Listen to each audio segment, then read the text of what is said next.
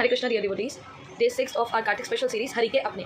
आज हम जिन भक्त की बात करने वाले हैं, इन्होंने श्री राधा रमण जी को प्रकट कर दिया। श्री चैतन्य महाप्रभु ने इनको श्री श्याम सुंदर स्वरूप में दर्शन दिए हैं और श्री राधा रमण जी ने इनको गौरांग स्वरूप में दर्शन दिए। मैं बात कर रही हूँ श्रील गोपाल भट्ट गोस्वामी पाद की जय। श्रील गोपाल भट्ट गोस्वामी जी का जन्म 1503 में श्री रंगम में कावेरी नदी के किनारे बिलगुंडी ग्राम में वेंकट भट्ट जी के घर पर हुआ था। महाप्रभु संन्यास लेने के बाद साउथ इंडिया की यात्रा पर थे और वहाँ पर वो रुकते हैं रंगनाथ जी के दर्शन के लिए। कावेरी नदी में स्नान करके महाप्रभु पहुंचते हैं रंगनाथ जी का दर्शन के लिए। जैसे ही देखते हैं भगवान को एकदम भाव विभोर हो जाते हैं और बड़ा ही सुंदर सा कीर्तन चलता है। जैसे ही रात होती है तो मंदिर के जो पुजारी हैं वेंकट भट्ट जी, वो चैतन्य महाप्रभु को इनवाइट कर लेते हैं अपने घर पे डिनर प्रसादम के लिए, क्योंकि वो समझ गए थे कोई और नहीं महाप्रभु ही है।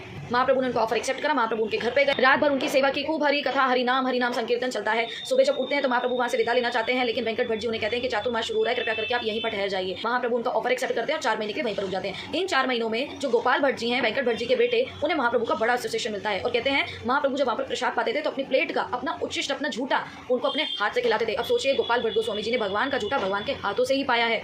इस 4 महीने में उनके घर पे खूब हरी कथा हुई, खूब हरि नाम संकीर्तन, खूब श्रवण कीर्तन, सब कुछ होता है। कहते हैं जब महाप्रभु इनके घर पे रुके हुए थे तो महाप्रभु ने एक दिन इनको श्याम सुंदर स्वरूप, ललित त्रिभंग स्वरूप में इनको दर्शन दिए थे।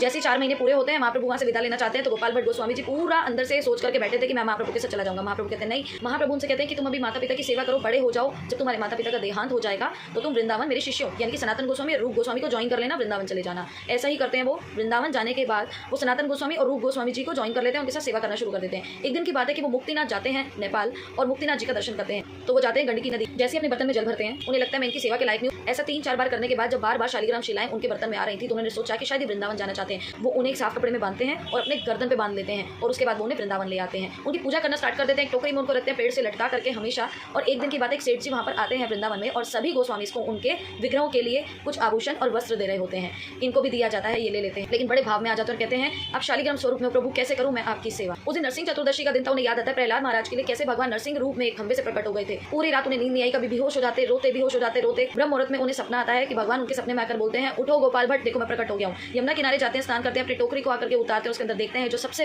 सबसे बड़ी नारायण शालिग्राम शिला थी, उससे श्री राधा रमण जी की जय, राधा रमण प्रकट हो गए होते हैं। हल्ला फैल जाता है पूरे वृंदावन में, राधा रमण जी प्रकट हो गए हैं। सारे लोग बड़े खुश होते हैं और बड़े प्यार से पुकारते हैं जय जय प्राण धन राधा रमण गोपाल भट्ट जी के लाडले।